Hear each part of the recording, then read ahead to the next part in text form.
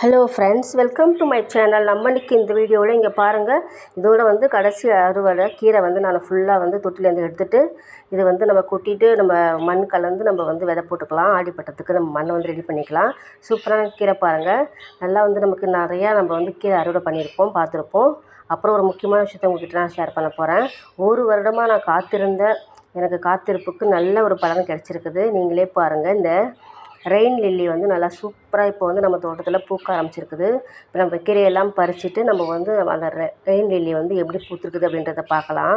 பாருங்கள், எவ்வளோ கீரை பாருங்கள், நிறையா கீரை கிடச்சிருக்குது. இந்த ஒரே ஒரு பூ தாங்க ஃபஸ்ட்டு பூத்துது.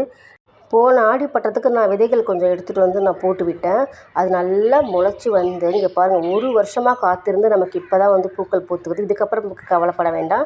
நிறையவே நமக்கு தொடர்ந்து பூக்கள் பூக்கும். விதைகள் நம்ம சேகரிச்சுக்கலாம். விதைகள் சேகரிக்கும் போது நான் உங்களுக்கு வீடியோ போடுறேன். தேங்க்யூ ஃப்ரெண்ட்ஸ், தேங்க்யூ ஃபார் வாட்சிங்.